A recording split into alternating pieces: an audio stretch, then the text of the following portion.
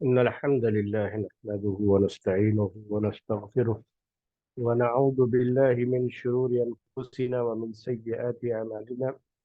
من يهده الله فلا مضل له ومن يضلله فلا هادي له. وأشهد أن لا إله إلا الله وحده لا شريك له، وأشهد أن محمدا عبده ورسوله. يا أيها الذين آمنوا اتقوا الله وقولوا قولا سديدا. يا أيها الذين آمنوا اتقوا الله حق تقاته ولا تموتن إلا وأنتم مسلمون. يا أيها الناس اتقوا ربكم الذي خلقكم من نفس واحدة وخلق منها زوجها وبث منهما رجالا كثيرا ونساء. واتقوا الله الذي تساءلون به والأرحام، إن الله كان عليكم رقيبا. يا أيها الذين آمنوا اتقوا الله وقولوا قولا سديدا يصلح لكم أعمالكم ويغفر لكم ذنوبكم، ومن يطع الله ورسوله فقد فاز فوزا عظيما. أما بعد فإن خير الحديث كتاب الله، خير الهدي هدي محمد صلى الله عليه وسلم، وشر الأمور محدثاتها، وكل محدثة بدعة، وكل بدعة ضلالة وكل ضلالة في النار۔ محترم بھائیوں اور معزز خواتین، بنو امیہ کی خلافت کے بارے میں بات آپ کے سامنے چل رہی تھی، اور تقریباً بنو امیہ کی خلافت کا دور مکمل ہو چکا ہے۔ جو تاریخ ہم نے پڑھی ہے، سیکھی ہے، تو آخری خلیفہ کے تعلق سے بھی بات آپ کے سامنے آ چکی ہے۔ وہ باتیں آپ کے سامنے سب جو ہے ہو چکی ہیں۔ اب کس طریقے سے بنو امیہ کی خلافت کا تختہ پلٹتا ہے اور بنو عباس کی خلافت شروع ہو جاتی ہے، اصل ہم اب اسی دور میں ہیں۔ تو پچھلے ہفتے میں نے کچھ باتیں شروع کی تھی، آپ کو بتائی تھی شروع کی باتیں کہ یہ تختہ پلٹتے کیسے۔ تو آج جو ہے میں شروعات کرتا ہوں یہاں سے آج کے درس کی، کہ بنو امیہ کی خلافت کی ایک خاص بات اگر آپ نوٹ کریں تو ان کی پوری خلافت میں جو چیز ہم کو بہت زیادہ نظر آتی ہے وہ یہ ہے کہ ان کے خلاف بغاوتیں بہت ہوتی رہی۔ لوگ ان کے خلاف، ان کی حکومت کے خلاف اٹھتے رہے، اور یہ سب سے بڑی جو بغاوت ہوئی، جسے عباسی انقلاب کا نام دیا جاتا ہے، جس کے بعد عباسی حکومت قائم ہوئی، جس نے بنو امیہ کا تخت پلٹ دیا بالکل۔ یہ تو بالکل آخر میں 132 ہجری میں یہ ہوا، لیکن اس کے پہلے بھی اگر آپ دیکھیں تو ان کی پوری خلافت، ان کو ہمیشہ مخالفتوں کا سامنا کرنا پڑا۔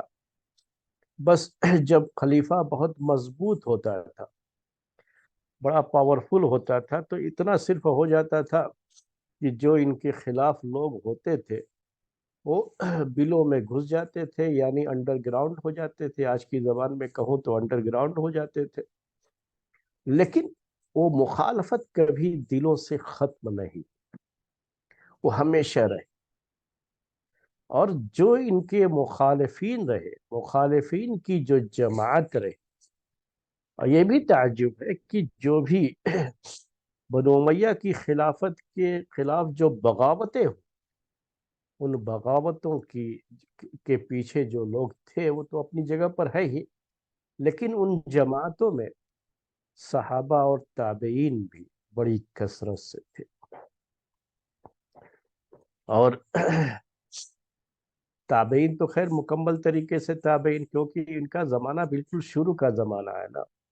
تو ابھی یہ زمانہ کون سا زمانہ ہے؟ صحابہ اور تابعین کا زمانہ ہے، بالکل وہی زمانہ تھا. بنو امیہ کی خلافت وہی رہی ہے، اور اس خلافت میں بھی ایک بڑی مدت امیر معاویہ رضی اللہ تعالی عنہ کی تھی.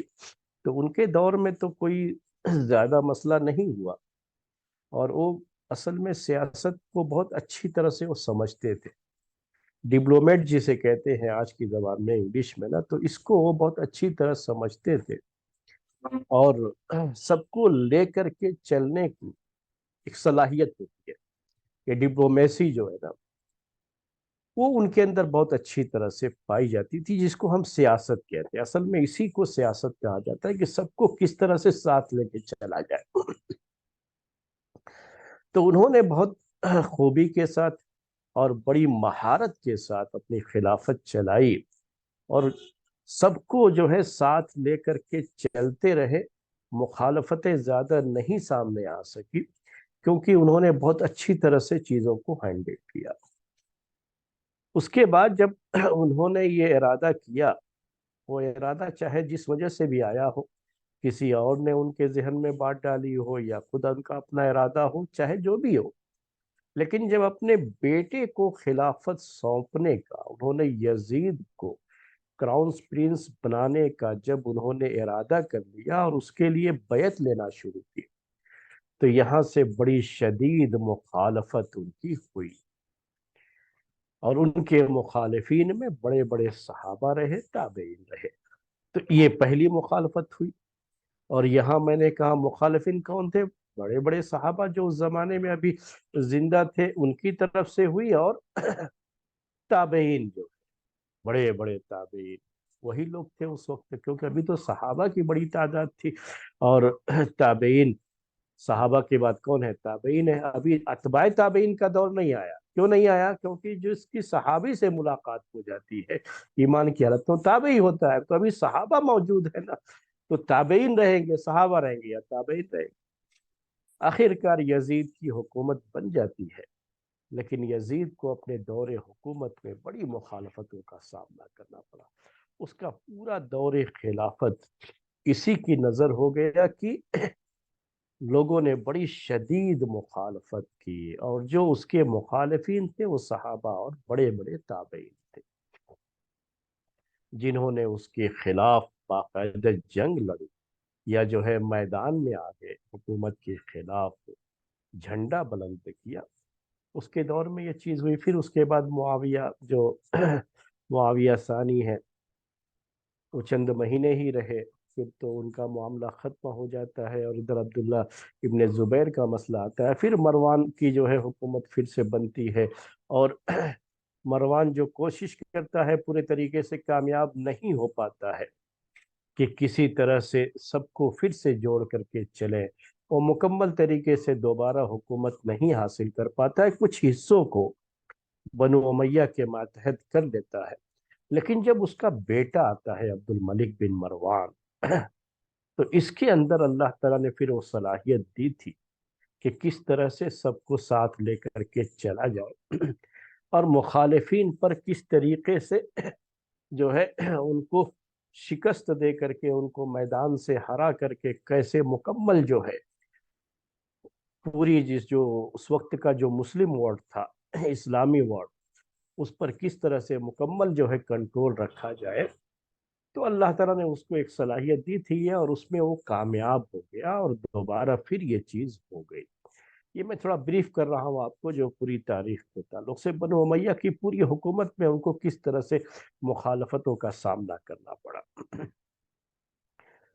اس کے نتیجے میں یہ ہوا کہ جب اس کے بعد خلیفہ آیا، اور مکمل طریقے سے جو جو سول وار ہوتی ہے، یا کہہ لیجئے داخلی جو آپس میں مسلمانوں کی آپس کی لڑائیاں، اب اس کے بعد جو خلیفہ آیا اس کا بیٹا، اس کے دور میں وہ نہیں رہی. تو اسلام کی پھر فتوحات کا سلسلہ شروع ہوتا ہے، اور وہ تاریخ آپ کے سامنے آئی. وہ بڑا ہی اسلامی تاریخ کا بڑا ہی سنہرا دور ہے، کہ جس میں اسلام کی سرحد جو ہے اسلام کی باؤنڈری جو ہے یہ چین کے کاشگر تک، اور ادھر سندھ کا علاقہ، اور جو آج کا جو یہ ہے ملتان وغیرہ جو ابھی پاکستان کے ایریے میں جو چیزیں پڑتی ہیں ابھی، اور یہ انڈیا کا بارڈر جو ہے جو جہاں تک آتا ہے ابھی اس وقت، تقریباً یہ سارے حصے اس کے زمانے میں اسلامی حکومت میں آئے۔ ادھر خراسان سے اوپر جو ہے رشیا تک جو ہے کہ جو باؤنڈری ہے وہاں تک اسلام کی کرنیں پہنچی، اور افریقہ، شمالی افریقہ، خاص طریقے سے نارتھ افریقہ، اور پھر یورپین کنٹریز میں فرانس، جو اس وقت فرانس ہے، فرانس کی سرحدوں تک،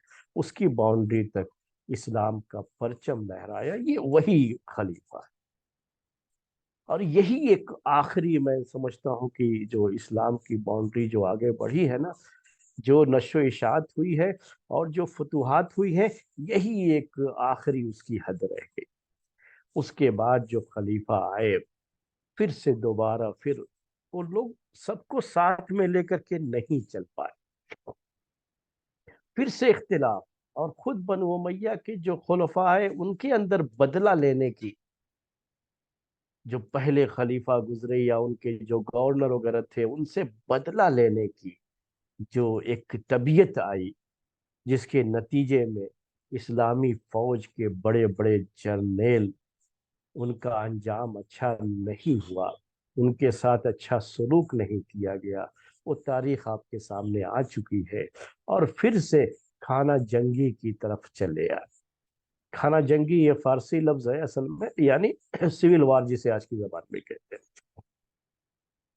یہ اندر کی لڑائی جو شروع ہو جاتی ہے، اور اس میں بہت حد تک یہ بڑا مسئلہ ہو جاتا ہے کہ آپس کی لڑائیوں میں کہ لوگ ایک دوسرے کو پھر دیکھنا پسند نہیں کرتے، ایک دوسرے سے انتقام لینے کی کارروائیاں شروع کرتے ہیں، اور جب انتقامی کارروائیاں ہوتی ہیں تو دلوں میں بہت دوری ہو جاتی ہے۔ اس کے بعد پھر آپ جانتے ہیں کہ بیچ میں عمر بن عبدالعزیز کا دور آ جاتا ہے۔ یہ بھی کوئی بہت لمبی مدت تو نہیں تھی، ان کے دور میں بہت ساری اصلاحات جو کی گئی سیاست کے میدان میں، اور عدل و انصاف کو بہت اہمیت دی گئی، ان سب سے کوئی انکار نہیں ہے، لیکن جتنا مبالغہ کیا گیا اس میں اتنا بھی نہیں تھا معاملہ، اتنی بھی خرابیاں نہیں تھی جتنی ذکر کی جاتی ہے۔ لیکن بہرحال ان کا ایک دور اس کے لیے بہت یاد کیا جاتا ہے کہ انہوں نے بہت ساری اصلاحات کی اپنے دور میں، اور اس میں ان کی تعریف بنتی بھی ہے، لیکن اسلامی سرحدوں کو یہ آگے نہیں بڑھا سکے۔ ان کا پورا فوکس صرف اندرونی معاملات پر ہی رہا، اور اندرونی معاملات میں انہوں نے رائل فیملیز کے خلاف بھی کچھ کارروائیاں کی، جس کے نتیجے میں رائل فیملیز کے درمیان بھی پورے طریقے سے ایک دوسرے سے دل اب قریب نہیں رہ گئے تھے۔ دیکھیے دلوں میں جب کہیں میل آ جاتا ہے، کہیں کوئی چیز دلوں میں پیدا ہو جاتی ہے، پھر وہ جلدی نکلتی نہیں ہے۔ تو ان کے بہرحال ان کے دور میں ایک چیز یہ ہو گئی تھی رائل فیملیز کے درمیان۔ اس کے بعد بھی لوگ خلیفہ، ان کے جانے کے بعد خلیفہ بنتے گئے، اور بار بار مخالفتیں بھی ان کے خلاف اٹھتی رہی۔ جو مخالفتیں ہوتی رہی اس کے جو ہے دو خاص محور تھے، یعنی جو مخالفین تھے اگر ہم ان کو بیان کریں، یہ بار بار ان کی طرف سے جو چیزیں ہو رہی تھی، وہ ایک تو شیعان علی تھے، جنہیں شیعان علی کہا جاتا تھا۔ کوفہ بصرہ وغیرہ کے علاقے میں ایسے لوگ بہت تھے جو ہمیشہ جب پاورفل ہوتا تھا بادشاہ اور جو ہے خلیفہ تو انڈر گراؤنڈ ہو جاتے تھے، اور جب کبھی موقع مل جاتا تھا تو باہر نکل کر کے لوگوں کا جو ہے ذہن خراب کرتے تھے، برین واش کرتے تھے، اور بنو امیہ کے خلاف لوگوں کو ابھارتے تھے، اور کئی موقعوں پر اس کی وجہ سے فتنے بھی جو ہے ہوئے۔ اور دوسرے خوارج، خوارج ان کی شروعات ہو گئی تھی علی رضی اللہ تعالی عنہ کے دور خلافت میں، جن کا وجود ہوا۔ یہ لوگ بھی وقتاً فوقتاً، یعنی جو ہے بار بار بار جو ہے ان کی طرف سے بھی حکومت کے خلاف جنگ کرنے لڑنے یا ایک جماعت بنا کر کے حکومت کے خلاف اٹھ کھڑے ہونے، ان کی طرف سے بھی چیزیں ہوتی رہی۔ یہ سب لوگ کون تھے؟ آج اصل میں یہ بڑا ایک سوال ہوتا ہے، لوگ جو ہے اس کے بارے میں جو تاریخ نہیں جانتے تو جو ہے تقریریں سنتے ہیں تو سمجھتے ہیں کہ تقریریں سب کچھ صحیح ہو رہی ہیں۔ یاد رکھ لیجئے، اگر آپ کو ہسٹری معلوم رہے گی تو بہت سے لوگ جو بہت مشہور مقرر ہیں ان کی تقریریں آپ سنتے رہتے ہیں نا، بعد میں آپ کو یہ ہوگا کہ بھائی یہ تو ایسی تقریریں کر رہے ہیں اور جو تاریخ ہے ہماری وہ الگ ہی ہے بالکل۔ تو وہ میں آپ کو جو ہے بتانا چاہ رہا ہوں کہ یہ جو مسئلہ رہا بنو امیہ کے دور خلافت میں، لوگ ان کے خلاف اٹھ کھڑے ہوتے رہے، پریشانیاں ہوتی رہی، لیکن کون تھے یہ؟ کون لوگ تھے یہ جو اٹھ کھڑے ہوتے تھے؟ آپ کو خوارج کے بارے میں بتاؤں، خوارج کی شروعات کب ہوئی ہے؟ علی رضی اللہ تعالیٰ عنہ کے دور خلافت۔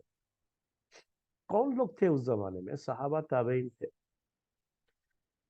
یہ خوارج سب سے پہلے ایک جو فرقہ بن کر کے ابھرا ہے وہ کس کے شاگرد تھے پتہ ہے آپ کو؟ سب صحابہ کے شاگرد تھے۔ آج کے دور میں کبھی لوگ کیا کہنے لگتے ہیں کہ یہ فلاں کا شاگرد تھا اس لیے اس کو اس طرح کی باتیں کرتے رہے۔ میرے بھائیوں، یہ کسی کی ہدایت اور گمراہی کا جو معاملہ ہے نا، یہ اللہ تعالیٰ کے ہاتھ میں ہے۔ میں اصل اس چیز کو آپ کے سامنے کلیئر کرنے کے لیے بات کیا ہوں، آپ کو کسی سے بدظن کرنے کے لیے نہیں کیا ہوں یا کسی کے خلاف بات نہیں کر رہا ہوں۔ یہ سارے لوگ جو تھے خوارج کے، میں نے ابھی بتایا آپ کو کہ کن کے شاگرد تھے، کن سے انہوں نے تعلیم حاصل کی تھی، پتہ ہے آپ لوگ؟ سب صحابہ سے۔ اس زمانے میں پڑھانے والے کون تھے؟ صحابہ تھے، اور صحابہ کی بڑی تعداد تھی نا اس زمانے میں۔ عبداللہ ابن عباس رضی اللہ تعالی عنہما گئے ان کو سمجھانے کے لیے خوارج کو۔ یہ سب تو آپ سنتے رہتے ہیں، پڑھے ہوں گے، آپ نے سنا ہوگا بار بار اس کے بارے میں۔ تو وہ کبھی اس وقت موجود تھے جب ان لوگوں کا معاملہ ہوا، اور لوگ ان سے باتیں بھی کرتے رہے، علی رضی اللہ تعالیٰ عنہ باتیں کرتے رہے۔ یہ لوگ تھے کون آخر؟ یہ وہ لوگ تھے جو علی رضی اللہ تعالیٰ عنہ کی ہی جماعت میں شامل بھی تھے، اور وہاں سے نکل گئے اچانک، ایک معاملہ ہوا اس کو لے کر کے نکل گئے۔ کہاں انہوں نے علم حاصل کیا تھا؟ آپ کیا سمجھتے ہیں کہ وہ پہلے جو ہے کہیں اور علم حاصل کیا تھا؟ تو یہ کب کسی کو ہدایت ملے، کون گمراہ ہو جائے، اس کا تعلق کسی شخص سے نہیں ہوتا، اس کو ہمیشہ یاد رکھنا۔ اگر شخص سے آپ اس کو جوڑیں گے تو آپ خود بتائیے کہ صحابہ کرام جنہوں نے اللہ کے رسول صلی اللہ علیہ وسلم سے علم حاصل کیا، صحابہ کے بعد تابعین، تابعین جنہوں نے صحابہ سے علم حاصل کیا، اور یہ جو جماعتیں ہوئی، جو بہت زیادہ تشیع جو آیا تھا، شیعان علی کا جو گروہ شروع میں وہ بہت جو ہے بنو امیہ کے خلاف رہا، تو اس میں بھی جو ہے زیادہ کون لوگ تھے؟ یہ صحابہ کی ایک تعداد تھی، تابعین تھے۔ وہ تابعین جنہوں نے صحابہ سے علم حاصل کیا تھا وہی لوگ تھے۔ تو کیا آپ اس کی وجہ سے کہیں گے کہ ان کی گمراہی میں صحابہ کا ہاتھ ہے؟ نہیں، یہ غلط چیز ہوگی نا، بالکل نہیں۔ کسی کی بھی گمراہی ہو میرے بھائیوں، کوئی بھی راستے سے بھٹک جائے تو اس کو جو ہے کبھی بھی، جس کے پاس اس نے علم حاصل کیا تھا اس کو کبھی برا بھلا نہیں کہا جائے گا۔ اس نے جو سمجھانا چاہا تھا اس نے کچھ اور سمجھا، ایسے ہی ہوتا ہے، گمراہیاں آتی۔ تو کبھی آدمی جو ہے باپ بہت نیک ہوتا ہے، لیکن بیٹا یا بیٹی جو ہے باپ کے راستے سے الگ ہو جاتے، گمراہ ہو جاتے، تو کیا آپ باپ کو برا بھلا کہیں گے؟ نہیں، وہ اللہ تعالیٰ جس کو ہدایت دیتا ہے میرے بھائیو، ہدایت دیتا ہے، اور جس کو توفیق نہیں ملتی ہے وہ گمراہ ہو جاتا ہے، وہ اللہ تعالیٰ کے ہاتھ میں ہے۔ تو ہم کو اس طرح کی باتیں نہیں کہنی چاہیے، لوگ کہتے رہتے ہیں، اسی لیے میں نے تھوڑا یہ آپ کو جو ہے بریف کرنا چاہا اس مسئلے کو، کہ تاریخ میں یہ چیز ہے، اس کی روشنی میں میں نے یہ بات آپ کے سامنے پیش کی۔ تو اس کے بعد بنو امیہ کی حکومت کمزور ہوتی گئی، اور اندر اندر جو شیعان علی تھے، میں نے کہا کہ جن کی طرف سے یہ بغاوتیں ہوتی رہتی تھی، وہ بغاوتیں اب تھوڑا بنو ہاشم کے نام سے شروع ہو گئی۔ یعنی لفظ صرف علی رضی اللہ تعالی عنہ کا استعمال کرنے کے بجائے اب بنو ہاشم کا لفظ استعمال کیا گیا۔ اللہ کے رسول صلی اللہ علیہ وسلم کے خاندان کے لوگ، مین تو وہی چیز تھی، فوکس اسی پہ تھا، لیکن بنو ہاشم کا لفظ استعمال جب کریں گے تو اس میں کیا ہو جاتا ہے، عباس رضی اللہ تعالی عنہ کی جو اولاد ہے وہ بھی اس کے اندر آ جاتے ہیں، وہ خاندان وہ بھی جڑ جاتا ہے اس میں۔ اور جب علی رضی اللہ تعالیٰ عنہ کے ساتھ خاص کرتے ہیں تو علوی جو ہوتے ہیں، علی رضی اللہ تعالیٰ سے جڑے ہوئے لوگوں کو علوی کہا، عباس رضی اللہ تعالیٰ عنہ سے جڑے ہوئے لوگوں کو عباسی کہا جاتا ہے۔ تو عباسی پیریڈ اصل میں یہ حکومت کا یہ وہی عباس رضی اللہ تعالیٰ عنہ کی طرف نسبت ہے، تو اسی لیے یہ لفظ سمجھا رہا تھا۔ تو یہ تھوڑا جو علی رضی اللہ تعالی عنہ کی طرف چیز تھی، نسبت جو تھی، اس کو تھوڑا بدلا گیا، اور ایک شخص محمد بن علی بن عبداللہ ابن عباس، پچھلے ہفتے میں نے ان کا نام بتایا تھا آپ کو، انہوں کے ہاتھ پر بیعت کی گئی۔ محمد بن علی بن عبداللہ ابن عباس کون ہیں؟ یہ عبداللہ ابن عباس جو مشہور صحابی ہیں ان کے پوتے ہیں، یہ محمد بن علی۔ انہوں نے حکومت کے خلاف، بنو امیہ کی حکومت کے خلاف لوگوں سے بیعت لینا شروع کر دیا، اور کچھ اس انداز سے بات رکھی گئی کہ جو شیعان علی تھے، جو علوی تھے، وہ بھی اس میں شامل ہو۔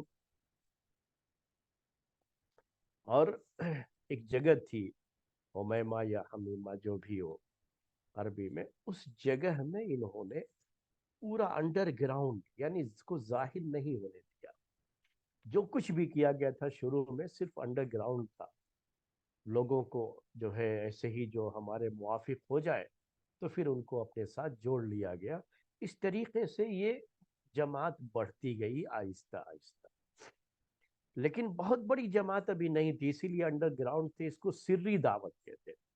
تو عباسی حکومت کی یہ سری دعوت، جو عباسی حکومت کے نام سے نہیں بلکہ اللہ کے رسول صلی اللہ علیہ وسلم کے گھر میں حکومت ہونی چاہیے، خلافت جو ہے آپ کے گھر کا کوئی آدمی خلیفہ ہونا چاہیے، اس کی جو ہے وہ چیز تھی، وہ دعوت تھی اصل میں۔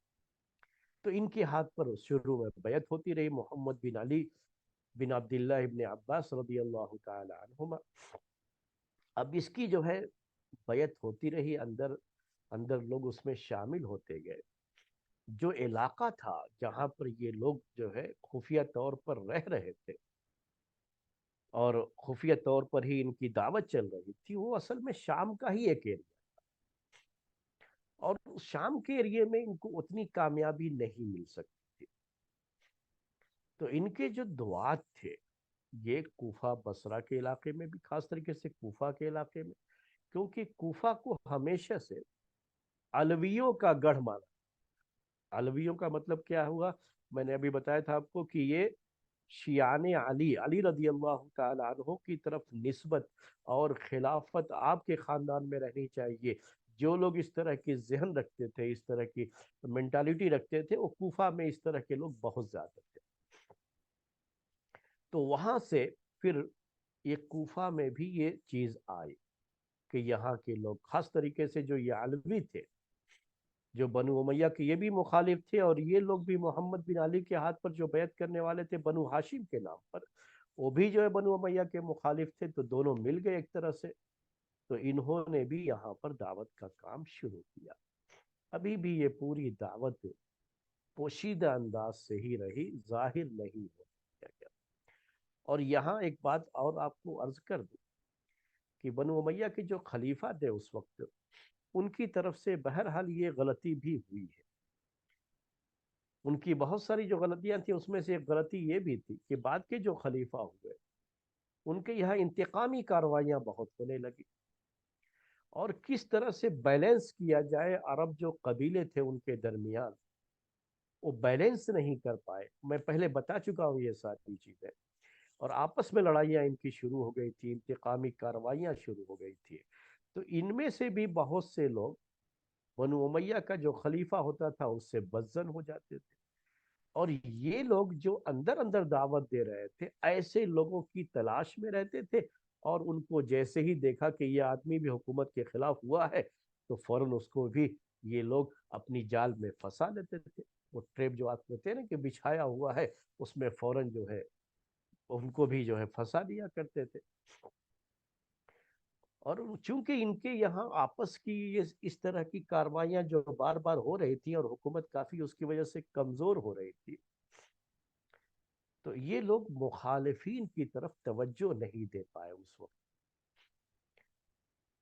اور کہہ لیجئے آج کے دور کے لحاظ سے اگر میں ایک لفظ کہوں تو جاسوسی کا نظام جو بہت مضبوط ہونا چاہیے کسی بھی حکومت کو قائم رکھنے کے لیے، وہ نظام اتنا مضبوط ان کے پاس نہیں تھا. ورنہ اتنے دنوں سے اندر اندر یہ پوری کاروائی ہو رہی ہے، کافی سال تک انہوں نے اندر اندر کاروائی کی تھی، اور کوئی جو ہے ان کے بارے میں کسی کو پتا نہ چلے، حکومت کو کچھ پتا نہ چلے. تو یہ تھوڑا سی سوچنے کی بات تھی. بعض مرتبہ ان کے بعض دعات پکڑے بھی گئے. عباسی حکومت کی جو دعوت دے رہے تھے نا، عباسی کے نام سے نہیں دے رہے تھے، میں نے بتایا پہلے آپ کو، اصل میں بنو ہاشم کی طرف ہی دعوت دیتے تھے یہ لوگ. اسی وجہ سے شیعان علی بھی ان کے ساتھ موجود تھے. تو یہ لوگ جو اندر اندر دعوت دے رہے تھے، کبھی ایک آدھ آدمی پکڑا بھی گیا ان سے اس کے بعد. لیکن اب ایک جب پکڑا گیا ہے تو طریقہ کیا ہوتا ہے کہ اس کے ذریعے سے پوری جماعت کا پتہ لگایا جائے، اور اس طرح کی پوری جماعت سب کو ختم کیا جائے. بس اسی شخص کے خلاف کاروائی کر کے چھوڑ دیا. تو اس وقت کے خلیفہ نے اس میں دور اندیشی نہیں دکھائی اور ایسے ہی چھوڑ دیا. اس کے بعد کچھ اور لوگ گرفتار ہوئے، اس میں پکڑے گئے کوفہ کے اندر. جب کوفے میں یہ اندر اندر یہ دعوت چل رہی تھی تو ان کو پکڑ کے جیلوں میں ڈال دیا گیا. اب جو لوگ جیل میں تھے، وہاں بند تھے، وہ جیل سے ہی کام کرنا شروع کیا، اور ان سے جیل میں لوگ ملنے آتے تھے. پھر ان کی وہ بھی، اور جیل میں بہت سے ایسے لوگ بند تھے جن کے خلاف بنو امیہ کے خلیفہ نے ان کے خلاف کاروائی کی تھی، ان کو سزا دی تھی. بعض لوگوں پر انتقامی کاروائیاں جو کی گئی تھی اور جیل میں بند تھے، ان کو بھی غصہ تھا بہت. تو ان جیل میں بند لوگوں کو بھی انہوں نے اپنے ساتھ ملانا شروع کیا. اسی دوران ایک شخص اس دعوت میں شامل ہو جاتا ہے. اصل مجھے آج آپ کے سامنے وہی بیان، عباسی حکومت کی دعوت میں ایک ایسا نام جڑ جاتا ہے. کہتے ہیں نا کہ کوئی قائد ہوتا ہے، لیڈر ہوتا ہے بے باک قسم کا، تو کبھی ایک شخص ہی بہت سے لوگوں پر بھاری پڑ جاتا ہے. لیڈرشپ یہ اس کی بڑی اہمیت ہوتی ہے. تو اصل تو ان کے جن کے ہاتھوں پر بیعت ہوتی رہی وہ دوسرے لوگ رہے. پہلے محمد بن علی بن عبداللہ بن عباس، میں نے آپ کو بتایا کہ ان کے ہاتھ پر بیعت ہوئی تھی، اور انہی کا نام لے کے لوگ دعوت دیتے تھے اندر اندر. پھر ان کا انتقال ہو جاتا ہے، اور اس کے بعد ان کے تین بیٹے بیٹے جو ہیں اور بھی ہیں، لیکن میں یہ تین بیٹے ان کا خاص طریقے سے عباسی حکومت کی تاریخ میں نام ہے. وہ ابراہیم، وہ بڑے بیٹے تھے. اس کے بعد ابو العباس صفاح کہا جاتا ہے، اور اس کے بعد ابو جعفر منصور. تو ابو العباس صفاح یہ پہلا خلیفہ ہے عباسی حکومت کا، تو یہ ذہن میں رکھیں. یہ تین جو بیٹے تھے ان کے، وہ اس میں شریک ہوئے پورے طریقے سے. اور ابراہیم کو ہی محمد بن علی نے اپنا جانشین بنا دیا. جانشین کا مطلب ہوتا ہے کہ اب اس کے بعد لوگ ان کے ہاتھ پر بیعت کریں گے، اور یہی جو ہے اس دعوت کے سربراہ رہیں گے، لیڈر رہیں گے. تو یہی ابراہیم اس خفیہ دعوت میں اب کوفے کے اندر خاص طریقے سے انہوں نے بہت سے لوگوں سے بیعت لی، اور بڑی تعداد کوفے میں جمع ہو گئی تھی. لیکن ابھی بھی یہ دعوت، میں نے آپ سے کہا کہ خفیہ ہی رکھی گئی تھی، ابھی اس کا اعلان ابھی تک نہیں کیا گیا تھا. اور کبھی بھی حکومتی اداروں کے ساتھ ٹکر لینے یا حکومت کے خلاف بغاوت کرنے کا ابھی تک سلسلہ نہیں آیا تھا۔ اسی دوران اس دعوت سے کون جڑ جاتا ہے؟ ایک شخص، اس کو ابو مسلم خراسانی کہا جاتا ہے۔ تو آج میں آپ کے سامنے ابو مسلم خراسانی کے تعلق سے ہی چند باتیں ذکر کرنا چاہتا ہوں، کیونکہ عباسی حکومت قائم کرنے میں اس شخص کا بڑا ہاتھ تھا۔ یہ الگ بات ہے کہ بعد میں اس کا انجام بھی کیا ہوتا ہے، وہ آپ کے سامنے آئے گی بات آئے، لیکن یہ شخص جو ہے نا، ایک ایسا لیڈر مل گیا تھا ان کو، عباسی حکومت کو، یعنی اس کی طرف جو دعوت دی جا رہی تھی، اس دعوت کو ایک اچھا لیڈر یہ مل گیا تھا۔ تو اسی شخص کے بارے میں ابو مسلم خراسانی چند باتیں آپ کے سامنے عرض ہے۔ میں ابھی حاضر ہوتا ہوں، بس ایک دو منٹ کی اجازت چاہتا ہوں۔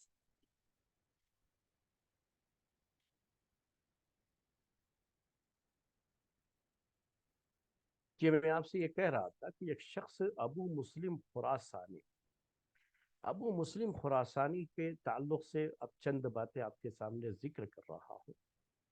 ابو مسلم خراسانی اس سے کہا جاتا ہے۔ اصل میں یہ خراسان کے ایریے میں ہی اس نے کام کیا تھا اور بعد میں وہیں پہ رہا تھا، اس لحاظ سے اس کو خراسانی کہا جاتا ہے، ورنہ اصل میں یہ خراسان میں پیدا نہیں ہوا تھا۔ اس کے بارے میں یہ بات بھی ہے کہ بعض لوگ اس کو ایرانی جو ہے مانتے ہیں، یعنی نسل کے لحاظ سے یہ اصل میں ایرانی نسل تھا،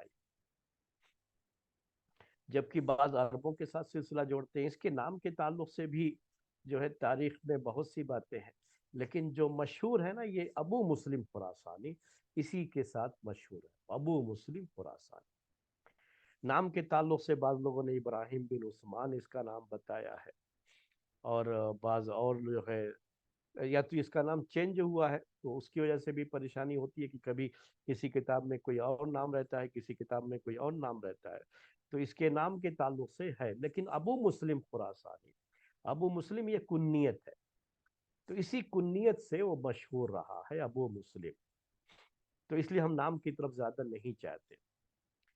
اب یہ شخص کہا جاتا ہے کہ یہ اصفہان میں پیدا ہوا تھا، تو اصفہان میں پیدا اگر ہوا ہے تو یہ ایرانی جو ہے، وہ ابھی ایران کا ہی ایریا ہے، یہ جو آج کے دور میں جو ایران ہے نا، تو یہ سب ابھی اسی کا ایریا ہے یہ۔ تو اصفہان میں اس کے بارے میں ہے کہ یہ پیدا ہوا تھا، اور اس کے جو ماں باپ تھے وہ کوفہ میں آ کر کے انہوں نے اپنی زندگی شروع کی تھی کوفہ میں۔ تو پیدائش چاہے جہاں بھی ہو، لیکن اس کی پرورش جو ہوئی تھی پھر کوفہ میں، کیونکہ اس کے ماں باپ کوفہ چلے آئے تھے۔ جب اس کی عمر 7 سال کی تھی تبھی اس کے والد کا انتقال ہو گیا، اور انہوں نے اپنے انتقال کے وقت اپنے اس بیٹے کو، ابو مسلم خراسانی ہے، بعد میں ابو مسلم بنایا، ورنہ پہلے اس کا جو بھی نام رہا ہو،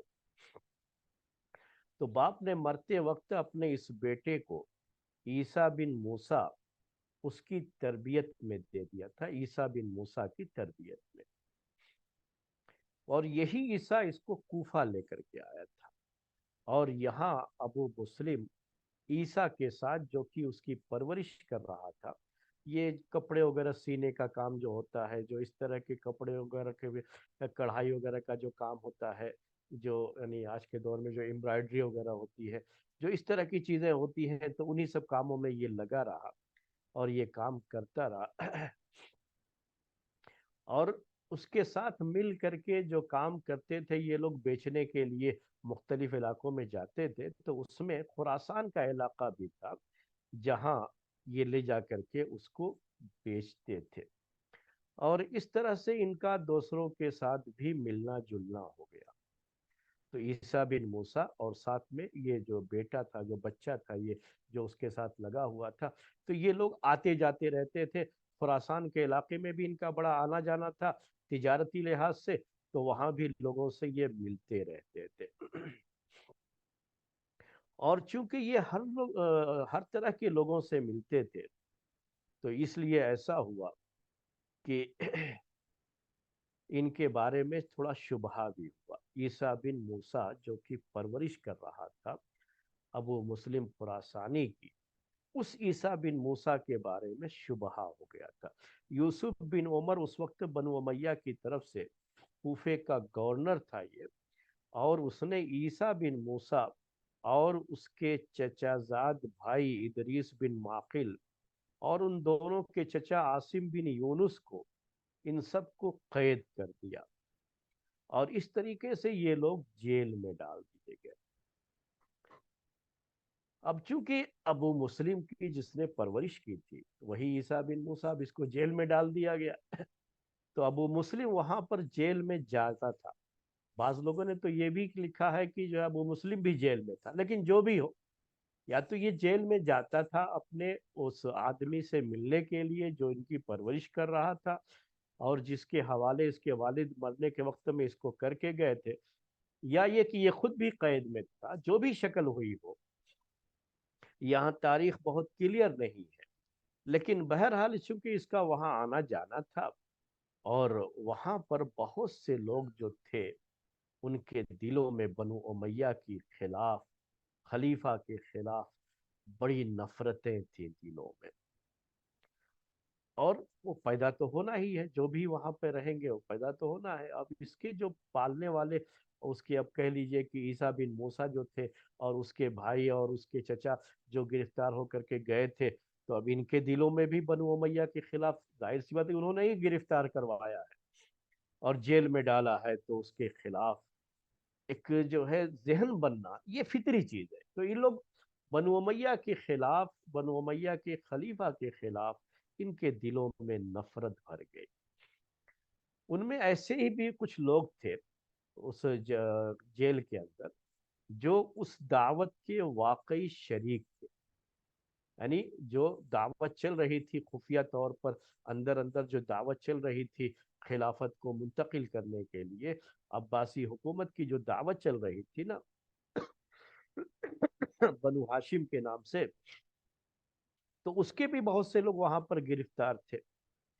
تو جب وہ لوگ بھی اپنی کہانیاں سناتے تھے، اپنے اوپر ظلم کی کہانیاں سناتے تھے، بنو امیہ کے خلیفہ کے خلاف کہانیاں سناتے تھے، ظلم کی داستانیں سناتے تھے، تو ابو مسلم یہ بڑے غور سے سنتا تھا اس کو، اور اس کے دل پر اس کا بڑا اثر پڑا۔ اور اس دوران یہ بھی ہوا کہ قحطبہ بن شبیب، جو کہ ابراہیم، ابھی میں نے ابراہیم کا نام لیا تھا، آپ کو یاد پھر سے دلا دوں کہ محمد بن علی بن عبداللہ ابن موسیٰ کے بعد، اس کے انتقال کے بعد، یہ ابراہیم یہی جو ہے اس وقت کہہ لیجئے کہ ان کا خلیفہ تھا، اندر سے خلیفہ تھا، جس کے ہاتھ پر بیعت کی جا رہی تھی اور دعوت کی جا رہی تھی۔ اور ابراہیم اس نے خراسان کے علاقے میں، خاص طریقے سے جہاں بنو امیہ کی پکڑ بڑی کمزور ہوتی جا رہی تھی حکومت کی، وہاں پر اپنے داعی بھیج رکھے تھے، 12 نقیب ان کو کہا جاتا ہے، تو نقیب کے نام سے ان کو یاد کیا جاتا ہے۔ اور وہاں پر جو لوگ تھے ان میں سے ایک شخص تھا جس کو قحطبہ بن شبیب کہا جاتا تھا، اور یہ خراسان کے علاقے میں کام کرتا تھا۔ یہ بھی جو ہے اس دعوت کے جو سری دعوت تھی جو پوشیدہ طور پر دی جا رہی تھی، تو اس کا ایک نقیب یہ بھی تھا، یعنی کہہ لیجئے کہ اس دعوت کا ایک جو ہے سردار یہ بھی تھا، جو مختلف علاقوں میں یہ لوگ دعوت دے رہے تھے خراسان کے علاقے۔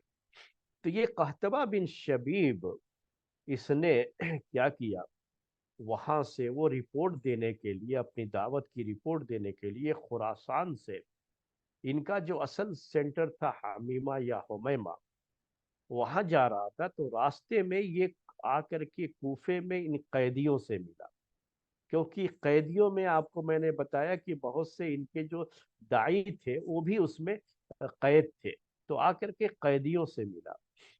وہی قیدیوں سے ملنے میں اس کو ابو مسلم کے بارے میں معلومات ہوئی کہ یہ بڑا ہوشیار شخص ہے، اور بڑا بہادر ہے، اور بڑا انٹیلیجنٹ ہے۔ کبھی بھی یاد رکھیے جو لیڈر ہوتے ہیں نا، تو ایسے ہی نہیں لیڈر بن جاتے، وہ واقعی پیدائشی طور پر بھی ان کے اندر وہ اسکل جو ہے ان کے اندر وہ ہوتی ہے، جس کو آپ کیا آج کی زبان میں کہتے ہیں کہ یہ اللہ تعالیٰ کی طرف سے گفٹ ہوتا ہے ان کو، جو موہبہ ہم عربی میں کہتے ہیں ٹیلنٹ، جو آپ انگلش میں کہتے ہیں ٹیلنٹ، تو یوں سمجھیے کہ آج کی زبان میں کہنا ہو تو میں کہہ سکتا ہوں کہ دیکھا کہ یہ تو بڑا ٹیلنٹڈ ہے یہ بچہ جو ابھی جوان، ابو مسلم. تو کیا کیا انہوں نے؟ قحطبہ نے انہوں نے مانگ لیا ابو مسلم کو اور کہا کہ اس کو میرے ساتھ کر دو، یہ ہماری دعوت میں بڑا کام آئے گا بچہ، ابھی جوان ہے، بالکل نوجوان. اس طرح سے ابو مسلم کو قحطبہ بن شبیب نے مانگ لیا اور اس کو لے کر کے حمیمہ، جو اصل ان کا دعوتی مرکز تھا جہاں سے یہ کام چل رہا تھا، اور جگہ جگہ پر ان کے دعات خراسان میں بھی، کوفے میں بھی پھیلے ہوئے تھے، تو وہاں لے کر کے سینٹر اپنے چلا گیا. وہاں جا کر کے ابراہیم جو ان کا اس وقت کا خلیفہ تھا، اندر اندر خلیفہ جس کے ہاتھ پر بیعت ہوتی تھی، اس سے جا کر کے اس کو ملوایا. انہوں نے، ابراہیم نے ابو مسلم سے اس کے نام اور اس کے جو ہے چیزوں کے بارے میں پوچھا.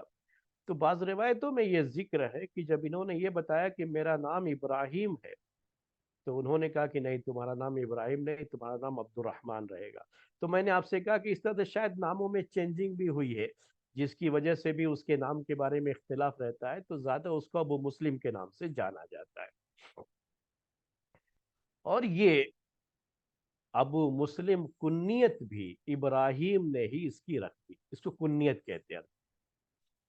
اب قحطبہ بن شبیب جو اس کو لے کر کے گیا تھا ابراہیم سے ملانے کے لیے، ابراہیم نے جب اس بچے کی ہوشیاری دیکھی، تو کہتے ہیں نا کہ جو ہے، جو لیڈر ہوتا ہے نا، تو اس کا لیڈر جو ہے نا، لیڈرشپ اس کی وہ ظاہر ہونے لگتی ہے کہ واقعی یہ آدمی ٹیلنٹڈ ہے اور یہ آگے چل کے کام کر سکتا ہے. تو ابراہیم کو بھی لگا کہ یہ آدمی ہمارے بڑے کام کا ہو سکتا ہے، تو اس نے قحطبہ بن شبیب سے ابو مسلم کو مانگ لیا. اس طرح سے یہ ابو مسلم، جو اس وقت بنو امیہ کی طرف دعوت دینے والے جو لوگ تھے، ان کا جو سردار تھا ابراہیم، جس کے ہاتھ پر بیعت ہوتی تھی، مین آدمی کے ہاتھ میں آ گیا. اب ان کے ساتھ رہنے لگا یہ ابو مسلم خراسانی. جب انہوں نے اچھی طرح سے، ابراہیم نے اس کی فطرت کا مطالعہ کر لیا اور اس کے بارے میں اس کو پورا یقین ہو گیا کہ یہ ہماری دعوت کے لیے ایک ایسا ہیرا ہے، ڈائمنڈ، جس کو ہم نے تراش تو دیا ہے اچھی طرح سے، اب اس ہیرے کی چمک سے فائدہ اٹھانے کا وقت آ گیا ہے. تو انہوں نے، ابراہیم نے ابو مسلم کو اپنی دعوت کے ایک نقیب کے حوالے کیا اس کے بعد، اور اس نقیب کا نام تھا ابو نجم عمران بن اسماعیل. اور یہ ان لوگوں میں سے تھا جو خلافت کو علی رضی اللہ تعالی عنہ کے خاندان میں لانا چاہتے تھے. اور میں نے آپ کو یہ بار بار ذکر کیا ہے کہ بنو عباس کی جو خلافت ہے نا، تو یہ دعوت بھی عباسی خلافت کے نام پہ نہیں دی جا رہی تھی، بنو ہاشم کے نام پر دی جا رہی تھی. اسی لیے یہ شیعان علی بھی شامل تھے اس میں، ان کو بھی پتہ نہیں چلا کہ اصل میں دعوت کیا ہے. تو بہرحال اس طرح سے یہ جو ہے ابراہیم نے اس کو حوالے کیا اپنے ایک نقیب کے، ابو نجم عمران بن اسماعیل کے. اس کے بعد حوالے کر کے اس کو ابراہیم نے ابو مسلم خراسانی کو خراسان بھیج دیا، اور اپنے تمام دعات اور نقبا کو، میں نے کہا تھا کہ خراسان میں بہت سے لوگ ان کے کام کر رہے تھے اندر اندر، ابھی اعلان نہیں کیا گیا تھا، انہی کو دعات اور نقبا کہا جاتا ہے. ان سب کو اطلاع کر دی کہ یہ ابو مسلم جس کو میں بھیج رہا ہوں، ابراہیم نے یہ بات جو ہے پیش کر دی تھی کہ یہ اب جا رہا ہے نا، تو یہ آپ تمام لوگوں کا سردار رہے. ایک نوجوان شخص جس کو اتنی بڑی ذمہ داری اور اتنا بڑا عہدہ دیا، اور عہدہ دے کر کے بھیج دیا. خراسان کے علاقے میں جو ہے یہ چاہتے ہیں یہ ابھی. اور خراسان کے جو نقبہ تھے، جن کو پہلے سے وہاں متعین کیا گیا تھا، جو وہاں پہ کام کر رہے تھے، ان کے بارے میں کچھ نام ان کے آپ کو بتا دیتا ہوں: سلیمان بن کثیر، مالک بن حیثم، زیاد بن صالح، طلحہ بن زریق، عمر بن عبن، اور قحطبہ بن شبیب، اور ابو اوینا، قاسم بن مجاشع، اسلم بن سلام، ابو داود خالد بن ابراہیم شیبانی، ابو علی حروی، اور ابو النجم عمران بن اسماعیل. یہ سارے کے سارے وہاں کے نقبا تھے. جب ابو مسلم خراسانی پہنچا اور ان سب نقبا کو یہ پتہ چلا، نقبا یعنی دعات تھے، یہ اندر اندر دعوت دے رہے تھے. میں تو لفظ کی تھوڑی وضاحت بار بار کر رہا ہوں تاکہ وہ لفظ سمجھنے میں آپ کو آسانی. تو ایک شخص نے مخالفت، کیونکہ یہ بالکل نوجوان تھا. ایک نوجوان لڑکا ہم سب کے اوپر ذمہ دار بنا دیا جائے تو ہر آدمی قبول نہیں کر پاتا ہے. تو ایک شخص سلیمان بن کثیر، اس نے کہا کہ یہ بہت ابھی نئی عمر کا شخص ہے، بالکل نوجوان ہے، نوخیز ہے. کہا کہ اتنے تجربہ کار لوگ یہاں پہ موجود ہیں اور ہمارا کام خفیہ انداز سے چل رہا ہے، اور ایسے میں ایک ذمہ دار شخص جو بہت ہی تجربے کار بھی ہو اور ساتھ ہی ساتھ بڑی عمر والا ہو، ایسا شخص ذمہ دار ہونا چاہیے یہاں کا. اس نوجوان کو کیوں بنا دیا ہے؟ تو اس کو واپس کرنے کے بارے میں سلیمان بن کثیر نے بات کہی.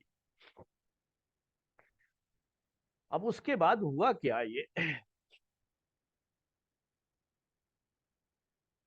کہ جو اس وقت ان سب کا جو نقیب تھے، جو دائی تھے وہاں پر، ان سب کا جو سردار تھا ابو داؤد خالد بن ابراہیم شیبانی، وہ کسی کام سے کہیں باہر گیا ہوا تھا. جب وہ مرو واپس آ گیا، مرو یہ خراسان کا کیپٹل سٹی تھا مرو، تو وہ ذہن میں آپ کے رہے. جب وہ واپس آیا مرو، اور اس کو ابراہیم نے جو خط لکھ کر کے دیا تھا، اور اس خط کے اندر یہ لکھا ہوا تھا کہ ابو مسلم خراسانی یہ پورے علاقے کا اب ذمہ دار رہے گا، تو وہ خط اس کو ملا، اس شخص کو، ابراہیم کے ہاتھ کا لکھا ہوا خط. تو اس نے ابو مسلم کے بارے میں پوچھا کہ کہاں ہے. تو لوگوں نے کہا کہ سلیمان بن کثیر نے اس کو واپس بھیج دیا کیونکہ یہ بہت جو ہے ابھی بہت نوجوان ہے. تو انہوں نے کہا کہ نہیں نہیں، اس کو فوراً جو ہے بلا کر کے لاؤ. اور اس طریقے سے ابو مسلم خراسانی کو وہاں کا پورا انچارج سمجھ لیجئے کہ یہی وہاں کا انچارج بن گیا. اور اس طریقے سے سب نے خوشی خوشی اس کی اطاعت قبول کر لی. یہ سلیمان بن کثیر یہی وہ شخص تھا جس نے واپس کیا تھا. تو اس کو اس کا واپس آنا، یعنی پھر سے اس کو انچارج بنا دینا پوری دعوت کا، اس کو اچھا نہیں لگ رہا تھا. اور یہ جو شخص ہے ابو مسلم خراسانی، اس کا ایک اصول تھا. اصول کیا تھا؟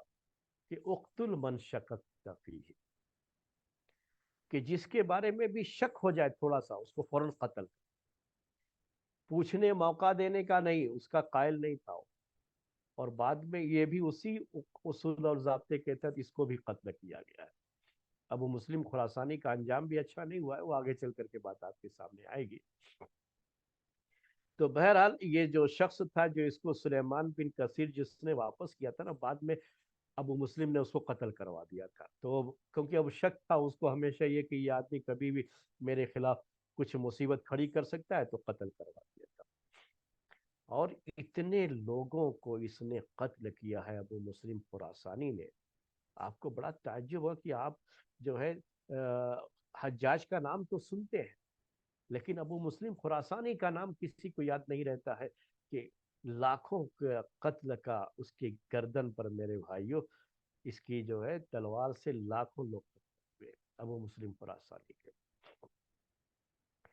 اور بہت بڑا ظالم شخص تھا یہ، سفاک یعنی خون بہانے والا شخص. یہ ایسے ہی نہیں بنو عباس کی حکومت ایسے نہیں قائم ہوئی ہے. اور کبھی بھی جو خونی بغاوت ہوتی ہے نا، جہاں پہ باقاعدہ جو ہے ہتھیار استعمال ہوتے ہیں، تو آپ جانتے ہی ہیں کہ اتنی آسانی سے کامیابی نہیں ہوتی ہے. اس کے پیچھے لاشوں کا ایک بہت بڑا ڈھیر ہوتا ہے. تو اب میں آپ کے سامنے جو ہے یہ بات رکھ رہا ہوں کہ ابو مسلم خراسانی اب کہاں ہے؟ اب خراسان میں، اسی لیے اس کو خراسانی کہا جاتا ہے، اور وہاں کا انچارج ہے عباسی حکومت کی دعوت کا۔ سن 129 129 ہجری 129 ہجری، اس کے بعد صرف 3 سال بنو امیہ کی حکومت رہی ہے، 132 میں حکومت ختم ہو گئی ہے۔ 129، اور اس وقت آخری خلیفہ تھا بنو امیہ کا، جو بڑا کمزور خلیفہ تھا، اور اس کے ہاتھ سے چیزیں نکلتی جا رہی تھی۔ تو یہ وہ تاریخ ہے، یاد رکھیے گا، 129 ہجری۔ اس سال ابراہیم نے ابو مسلم کو خط لکھا اور اس کو یہ کہا کہ تم حج کا جب وقت ہو تو آ کر کے مجھ سے مکہ میں ملو۔ یہ جو خفیہ دعوت تھی، اس کا ملنے کے لیے ان کو سب سے اچھا موقع کہاں ہوتا تھا؟ حج کا موقع، کہ سب حج کے نام سے جاتے تھے، اور وہیں پر ان کی پھر جو ہے میٹنگیں ہوتی تھی، پوشیدہ طور پر، خفیہ طور پر، اور جو ہدایات ہوتی تھی وہیں دی جاتی تھی۔ تو ابراہیم جو کہ اس وقت ان کا اصل خلیفہ تھا، اندر اندر عباسی حکومت کا خلیفہ تھا، وہ ابھی عباسی خلافت قائم نہیں ہوئی، اندر اندر بتا رہا ہوں، اس نے ابو مسلم کو خط لکھ کر کے بھیجا کہ تم آ جاؤ حج میں، آ کر کے مجھ سے ملو۔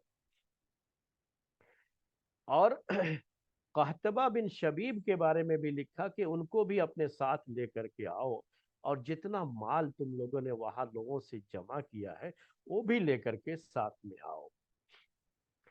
اب اس کے بعد جب یہ لوگ جو ہے وہاں سے نکلے ہیں، راستے میں تھے، اور مکہ پہنچنے کے لیے وہ جو ہے آگے بڑھ رہے ہیں، اور قحطبہ بن شبیب اور ابو مسلم اور بھی لوگ ان کے ساتھ کچھ تھے جو ساتھ میں سب جو ہے جا رہے تھے، جب یہ لوگ قومس نامی جگہ پر پہنچے تو وہاں ابراہیم کا ان کو دوسرا خط ملا۔ اس خط کے اندر یہ لکھا تھا کہ ابو مسلم خراسانی سے یہ کہا گیا کہ تم فوراً خراسان واپس چلے جاؤ، اور اگر خراسان سے ابھی نہیں نکلے ہو تو خراسان ہی میں رہو، تم مکہ مت آنا۔ اور یہ خط لکھا ساتھ میں کہ اب تم لوگوں کو اعلانیہ دعوت، یعنی اوپنلی اب لوگوں کو کہو کہ عباسی جو ہے خلیفہ، یعنی یہی ابراہیم، اس کے ہاتھ پر بیعت کرے لوگ، اس کے لیے بیعت کرے، یعنی یوں سمجھ لیجئے کہ اب یہاں سے، اسی لیے میں نے کہا تھا یہ تاریخ یاد رکھیے گا، 129 ہجری، اس تاریخ سے اب باقاعدہ اعلانیہ طور پر، یعنی کھلم کھلا، خراسان کے علاقے میں صرف، کہیں اور نہیں، کیونکہ خراسان کے علاقے میں ان لوگوں نے اندر اندر اتنا کام کر لیا تھا کہ ان کے جو ہے ماننے والے وہاں بہت بڑی تعداد میں ہو گئے تھے، کہہ لیجئے کہ ایک بڑی فوج وہاں تیار ہو گئی تھی ان کی۔ تو ابراہیم کا یہ آرڈر ہوا ابو مسلم خراسانی کو کہ تم فوراً خراسان چلے جاؤ، تو یہ پھر سے مروا چلا گیا، یعنی یہ جو ہے اور یہ میں نے ابھی مرو جو ہے کہا آپ سے کہ یہی خراسان کا کیپٹل سٹی تھا، اور یہ قحطبہ بن شبیب جو مال لے کر کے آیا تھا اس کو لے کر کے ابراہیم کی خدمت میں آیا، اور یہاں جو ہے اس نے جو ہے کیا کہتے ہیں اس کو، قحطبہ بن شبیب پھر جو ہے، اور راستے میں ایک جگہ جرجان جو ہے، جرجان میں اس کی ملاقات خالد بن برمک اور ابو عون سے ہو جاتی ہے، اور یہ سب لوگ جو ہے اس حکومت کی دعوت میں یہ سب لوگ شریک تھے۔ جب ابو مسلم خراسانی نے باقاعدہ دعوت کا اعلان کر دیا، عباسی حکومت کا اعلان کر دیا، اور ابراہیم کی خلافت کا اعلان کر دیا مرو کے اندر، خراسان کے اندر، تو یہ خراسان اس وقت وہاں جو گورنر تھا نصر بن سیار، بنو امیہ کی طرف سے جو گورنر تھا اس کا نام تھا نصر بن سیار، اور یہ گورنر، بہرحال اب ظاہر سی بات ہے کہ جب اب کھلم کھلا اب یہ اعلان ہو گیا ہے تو اب وہ تو فوج سے مقابلہ کرے گا ہی۔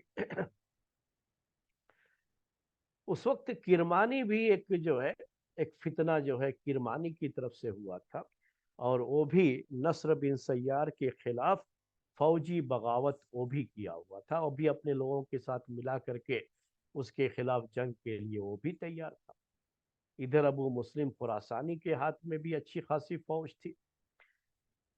اب ان دونوں کے درمیان جب مقابلہ ہوا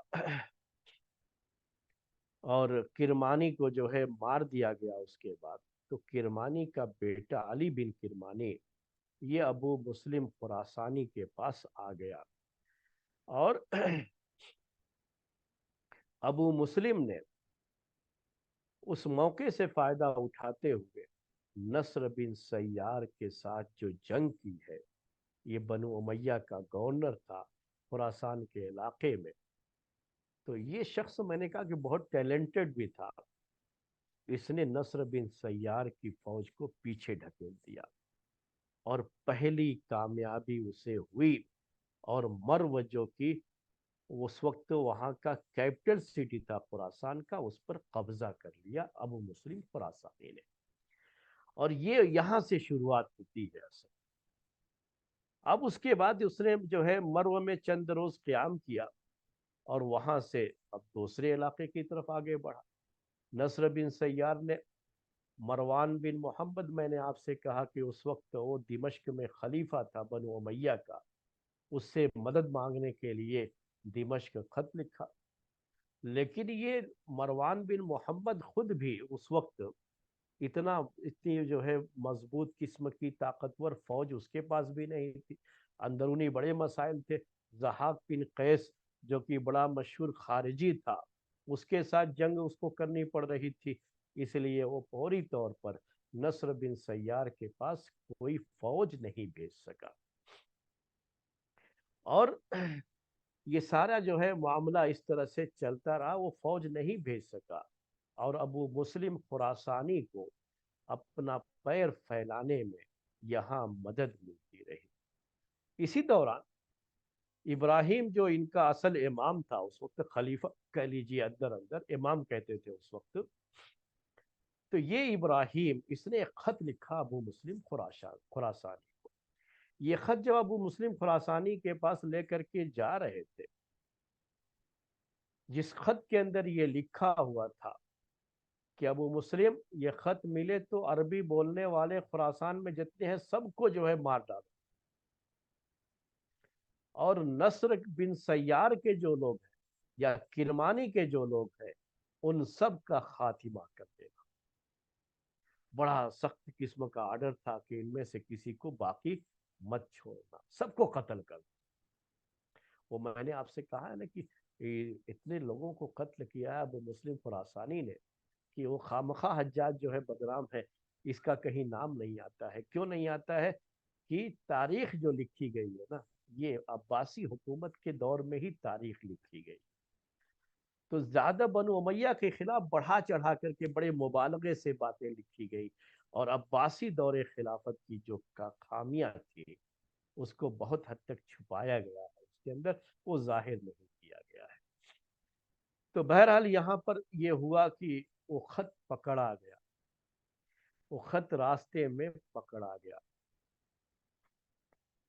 اور جب یہ خط پکڑا گیا تو یہ خط مروان جو کہ خلیفہ تھا، جسے حمار بھی کہا جاتا تھا، اس کی خدمت میں پیش ہوا۔ حمار کا مطلب گدھا، تو مروان کی خدمت میں یہ پیش ہو گیا۔ یہ پہلا موقع تھا کہ جہاں بنو عباس کی خلافت کی طرف دعوت دینے والی جو تحریک تھی، جو انڈر گراؤنڈ تھی، اور اب جو ہے خراسان کے علاقے میں علل اعلان جو ہے گورنر تھا اس کے خلاف جنگ لڑ کر کے مرو پر قبضہ بھی کر دیا تھا، بنو عباس کی اس سازش کا سب سے پہلے اب مروان کو جو کہ آخری خلیفہ ہے اس کو علم ہو جاتا ہے۔ مروان نے کیا کیا اس وقت؟ علاقے بلقا کا جو عامل تھا، اس کا جو گورنر تھا، اس کو کہا کہ جا کر کے ابراہیم کو گرفتار کر لیا۔ اس نے ابراہیم کو گرفتار کر لیا، مروان نے اس کو قید کر لیا، اور لیکن جو غلطی اس سے ہوئی وہ غلطی یہ تھی کہ جب آپ نے کسی کو پکڑا ہے اور ایک سازش کا آپ کو علم ہوا تو آپ کو اس کی تہ میں جانا چاہیے تھا نا، اندر تک تحقیق کرنی چاہیے تھی کہ کون کون لوگ ہیں جو اس دعوت کے پیچھے ہیں۔ لیکن یہ توفیق اس آخری خلیفہ مروان کو نہیں ہوئی۔ بہرحال تاریخ میں یہ چیزیں ہوتی ہیں میرے بھائیوں، اور اللہ تعالیٰ نے مقدر کیا تھا، بہرحال وہ چیز ہونی ہے۔ اب ایک حکومت جو ہے کا تختہ پلٹنا ہے، دوسری حکومت آنی ہے، تو اس طرح سے غلطیاں بھی ہوتی رہتی ہیں ایسے موقع پر۔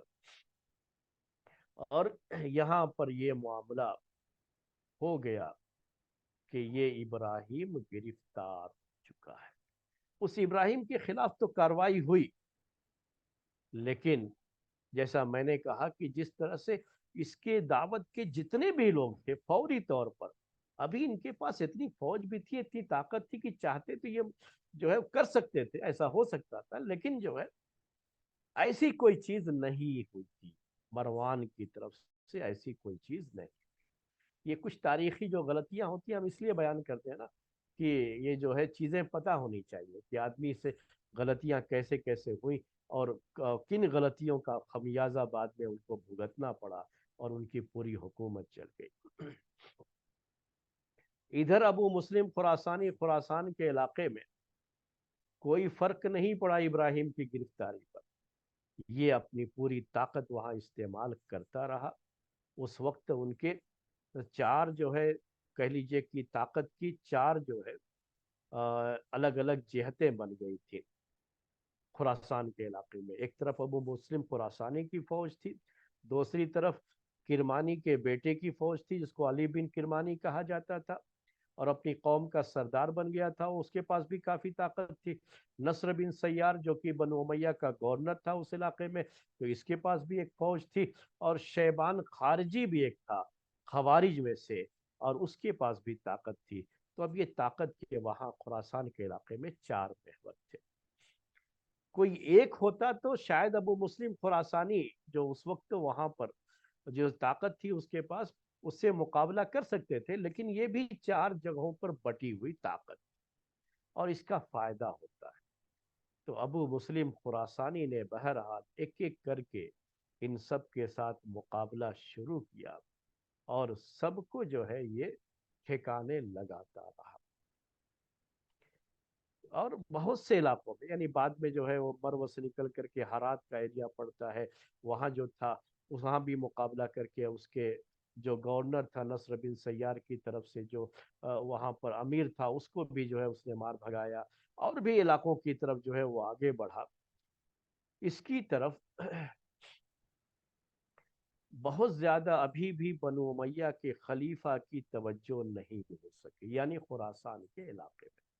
تو خراسان کی زمین سے ان کی جو پکڑ تھی وہ آہستہ آہستہ کم ہوتی گئی، اور ابو مسلم خراسانی کی پکڑ یہاں پر مضبوط سے مضبوط تر ہوتی گئی، اور ایک کے بعد ایک جو ہے علاقہ وہ اپنے ہاتھ میں لیتا گیا۔ خراسان میں